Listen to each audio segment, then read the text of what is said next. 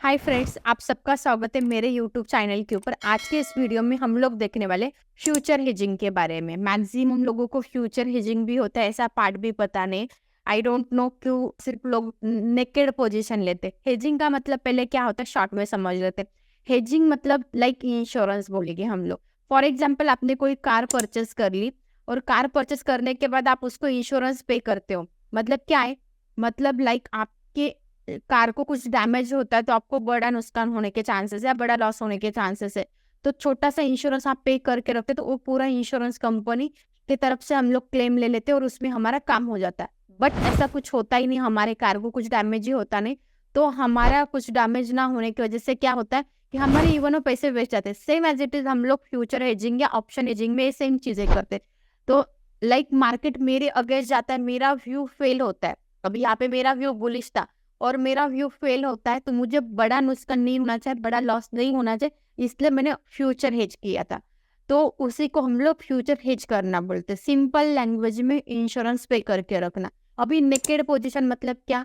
चले तो चांद तक नहीं तो रात तक। मतलब क्या? मार्केट बहुत अप चला गया तो मेरा व्यू बुलिश है तो मुझे अनलिमिटेड प्रॉफिट होगा। इवन मार्केट बहुत नीचे चला गया तो मुझे अनलिमिटेड लॉस भी होगा इनकेस मैंने स्टॉप लॉस नहीं मेंटेन किया। तो उसको हम लोग नेकेड पोजीशन बोलते हैं। अभी यहाँ पे मैंने एक ट्रेड किया था जो इवन टेलीग्राम के ऊपर भी मैंने पोस्ट किया था, आप चेक कर सकते। उसी समय मैंने पर्सनली भी लिया था। अभी एफ स्टॉक होगा तो उसमें मैं फ्यूचर ऑप्शन में ट्रेड करना पसंद करती हूँ। नॉन एफ स्टॉक होगा तो कैश में काम करती हूँ, हमेशा मेरा स्टेटमेंट है। तो बहुत दिनों के बाद मेरे पास एक एफ स्टॉक आया था, दीपक नाइट्राइजर। मैं बहुत टाइम से उसको वॉच कर रही थी। आपने मेरी इंट्राडे वाली स्ट्रेटजी देखी होगी तो उसी के अकॉर्डिंग ही वर्क कर रहा है। ब्रेकआउट के बाद हम इसमें ट्रेड प्लान करना है। ऊपर आई बटन में उस स्ट्रेटजी के बारे में मेंशन किया, आप जाके चेक कर लेना। तो उसी के अकॉर्डिंग साइड बाय स्टॉक था, ब्रेकआउट हो गया था कल के दिन। बट मैं मॉर्निंग में भूल गई थी स्टॉक के बारे में कि हाँ ये ब्रेकआउट हो चुका। जब मुझे याद आ गया तब तक उसी के लेवल में था, तो इसलिए हमने स्टॉक में ट्रेड किया था। तो सबसे पहले ट्रेड करने के पीछे हमारा रीजन क्या था? यहाँ पे 5 मिनट सस्टेन हो गया, डे का हाई ब्रेक होगा, तो इस पॉइंट पे मैंने ट्रेड प्लान किया था। इसी पॉइंट पे मैंने ट्रेड प्लान किया था। ट्रेड प्लान करने के बाद यहाँ पे मैंने पोजीशन कैसे ली थी? अभी ये पोजीशन मैंने एम स्टॉक के ऊपर ली थी। आप यहाँ पे स्क्रीनशॉट देख सकते हो। एम स्टॉक लॉगिन नहीं हो रहा है, सर्वर कुछ उनका इश्यू चल रहा है और थोड़ा सा बहुत स्लो प्लेटफॉर्म है ये। एम स्टॉक का प्लेटफॉर्म स्लो होने की वजह से जहाँ पे मुझे 5,000 का प्रॉफिट था वहाँ पे बुक करने तक मुझे 3,700 ही बचे। मतलब वो एक ड्रॉबैक है, जीरोधा उसके कंपैरिजन फास्ट है। बट उस समय जीरोधा में फंड अवेलेबल नहीं था, इसलिए मैंने एम स्टॉक के ऊपर पोजीशन क्रिएट की थी। तो सबसे पहले क्या है कि मैंने क्या किया था, दीपक फर्टिलाइजर का इस पॉइंट पे फ्यूचर परचेस किया था। मतलब फ्यूचर यहाँ पे मैंने बाय किया था, मेरा व्यू बुलिश था इसलिए मैंने बाय किया। अभी यहाँ पे ए पोजीशन क्रिएट करने के लिए हमें आराम से 1,64,000 का कैपिटल रिक्वायर था। तो 1,60,000 देने की कोई भी जरूरत नहीं, इतना बड़ा कैपिटल। मेरा इंटेंशन सिर्फ इंट्राडे तक ही था क्योंकि कोई भी एफएनओ वाला स्टॉक है एक दिन में 2 या 3% ही मूव करता। ज्यादा मूव करने की एक्सपेक्टेशन मेरे में ज्यादा मूव करने के चांसेस कम ही होते, या होता भी तो हमारा ऑप्शन डिक के होगा। इसलिए मैंने वो इंट्राडे तक ही होल्ड किया था स्टॉक। तो भी इस पोजीशन में मेरा स्टॉप लॉस क्या था? स्टॉप लॉस मेरा यहाँ पे इस पॉइंट पे था। तो इस पॉइंट पे आता है और इस पॉइंट पे मेरा टारगेट था। तो इस पॉइंट तक मुझे कितने का प्रॉफिट होता और कितने का लॉस होता आज के दिन, यहाँ तक मुझे पोजीशन मेरी आ जाती तो मेरा 1,800 मतलब मोटा मोटा 2,000 का हम लॉस पकड़ लेते और इस पॉइंट तक जाने तक मुझे 4,800 का प्रॉफिट होने वाला था, जिसको हम लोग रिस्क रिवॉर्ड रेशो 1:2 बोलते हैं। तो 1 रुपए के बदले 2 रुपए मिल रहे थे, इसलिए मैंने पोजीशन क्रिएट की। अभी इसमें मैंने क्या किया था आप देखोगे यहाँ पे स्क्रीन के ऊपर, यहाँ पे मैंने दीपक नाइट्राइजर्स का ऑप्शन हेज किए थे उसको और फ्यूचर बाय किया था। मतलब मैंने यहाँ पे फ्यूचर परचेस करके रखा एंड उसी को आउट ऑफ द मनी और इन द मनी वाले ऑप्शन हेज करके रखे थे। अभी एक कब करना चाहिए कब अवॉइड करना चाहिए उसके पीछे ना बहुत सारी लॉजिक है। प्लीज ये वीडियो देख के तुरंत अप्लाई मत करो, बड़ा लॉस होने के भी चांसेस है। क्योंकि यहाँ पे मैं विक्स को सबसे ज्यादा फॉलो करती हूँ, विक्स को फॉलो करना पसंद करती हूँ। विक्स मैटर करती, एक्सपायरी को कितना टाइम है, मेरा प्रीमियम कितना डे के होगा, ये सब का कैलकुलेशन करके पोजिशन क्रिएट होती। ऐसा कोई ट्रेड आता है जिसमें ऑप्शन बहुत ज्यादा डिके होने के चांसेस है तो उस समय ऐसे पोजीशन इवन में क्रिएट भी नहीं करती। तो अभी अक्टूबर का एक्सपायरी को बहुत टाइम था इसलिए हमने इस समय पोजीशन क्रिएट की थी। तो यहाँ पे मैंने क्या किया था, आउट ऑफ द मनी वाली पोजीशन ले ली थी और इन द मनी वाली पोजीशन ले ली थी। दोनों भी पुट ही लिए थे क्योंकि मेरा व्यू बुलिश था। फ्यूचर में एक्चुअली मेन प्रॉफिट था मेरा।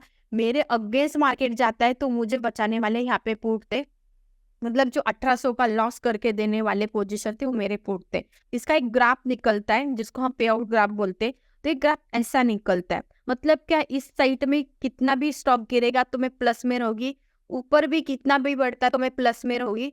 बट लाइक एक्सपायरी तक या आगे 3-4 दिन तक मार्केट यहाँ तक ही रुकता है, तो मुझे मैक्स टू मैक्स लॉस 27,000 का होने वाला था। ठीक है, इसको मुझे मैक्स टू मैक्स लॉस कितने होने वाला था, 27,000 का। आपने मे भी कैलकुलेट किया होगा, दोनों भी पुट वहाँ पे 0 हो जाएंगे, फ्यूचर में लॉस नहीं होगा।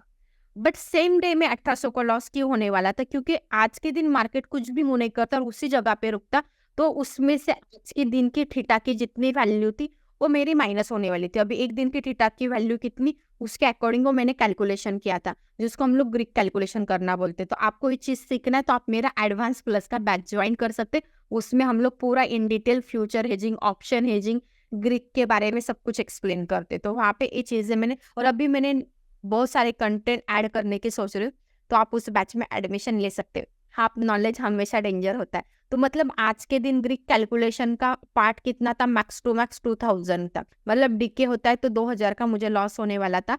एंड मेरे फेवर में पोजीशन जाते तो मुझे मैक्स आज के दिन 5000 एक्सपेक्ट है, 5 to 7000, क्योंकि मैंने जितना टारगेट एक्सपेक्ट किया था उसके अकॉर्डिंग ग्रीक का कैलकुलेशन मैंने अप्लाई किया था।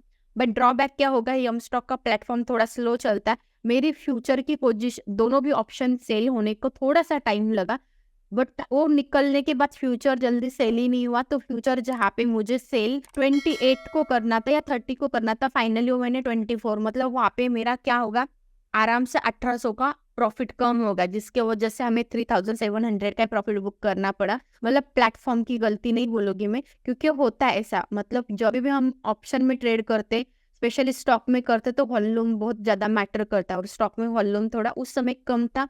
वो इंडेक्स में कभी प्रॉब्लम नहीं आता, वो प्रॉब्लम सबसे ज्यादा स्टॉक में आता है। कोई स्टॉक में ट्रेड करता होगा तो उसको डेफिनेटली पता है। तो वहाँ पे चीजें होती, तो निकालने तक हमें इवन कभी कभी ऐसा भी होता है कि निकलने तक हमारा फ्यूचर 4-5 पॉइंट से भी नीचे आता है, तो हमें कॉस्ट टू कॉस्ट भी निकलना पड़ता है। कभी कभी पोजीशन निकालने तक लॉस भी होता है। तो ये चीजें हमेशा याद रखें न्यू ट्रेडर। तो डायरेक्ट वीडियो देख के अप्लाई मत करना। अभी यहाँ पे हमने कैपिटल कितना यूज किया था, यहाँ पे इस पोजीशन को क्रिएट करने के लिए हमें 2 लाख का मैक्स कैपिटल रिक्वायर था। ये पोजीशन मैंने यम स्टॉक में की थी, तो यम स्टॉक में इसके लिए कैपिटल 1,20,000 रिक्वायर था, एंड वहाँ पे मेरा 64,000 में काम हुआ था। यहाँ पे जस्ट 57 दिखा रहा है, क्योंकि अभी जो प्राइस है उसका कैलकुलेशन दिखा रहा है। मतलब ये पोजीशन क्रिएट करने के लिए हमने फाइनल कैपिटल 65,000 का यूज किया था, एंड उसके ऊपर हमें 3,800 का बेनिफिट मिल। अब ये कैपिटल बेनिफिट या मार्जिन बेनिफिट हम स्ट्रेटजी या सेटअप बोलेंगे, क्यों, क्योंकि हमने पोजीशन हिच की थी। मार्केट कितना भी बढ़ता है, मार्केट कितना भी गिरता है, तो हमारा लिमिटेड लॉस या लिमिटेड ही प्रॉफिट होने वाला है।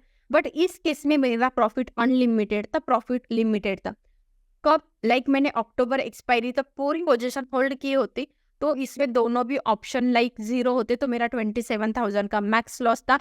एंड कल जाके दीपक नाइट्राइजर का स्टॉक 10 to 20% इंक्रीज होता है, तो मेरा अनलिमिटेड लॉस है, जितना इंक्रीज होगा या जितना डिक्रीज होगा उसके हिसाब से। बट एक ही जगह पे स्टॉक होता है, तो यहाँ पे डिके का लॉस होने वाला था, इसलिए मेरा लॉस फिक्स था बट प्रॉफिट अनलिमिटेड था। इसके लिए बहुत सारी चीजें फॉलो करनी पड़ती, ओपन इंटरेस्ट को फॉलो करना पड़ता है, इसको विक्स को फॉलो करना पड़ता है। इस सब चीजों का हम कैलकुलेशन करके पोजीशन करने का राइट टाइम में या नहीं है, ये सब कुछ देख के हम डिसाइड करते, फिर जाके पोजीशन क्रिएट होते। तो यहाँ पे हम लोगों ने ये पोजीशन क्यों क्रिएट की थी, सिंपल हमारा व्यू बुलिश था, हमारे अकॉर्डिंग मार्केट चल रहा था, थोड़ा सा साइडवेज जा रहा था, तो इसलिए वहाँ पे हमारे थोड़े से प्रीमियम डीके हो गए, और पोजीशन निकालने के लिए 5 मिनट लेट हो गया, क्योंकि सेल ऑप्शन में स्टॉक में वॉल्यूम कम होने की वजह से वो ड्रॉप है। तब तक हमें उतना न्यू ट्रेडर अफोर्ड नहीं कर पाएगा। तो प्लीज वीडियो देख के डायरेक्टली अप्लाई मत करना, रिस्क है यहाँ पे। तो होप सो आपको फ्यूचर हेजिंग का पसंद आया होगा, तो वीडियो को लाइक कीजिए, चैनल को सब्सक्राइब कीजिए, एंड आगे लोगों के साथ शेयर करना मत भूलिए।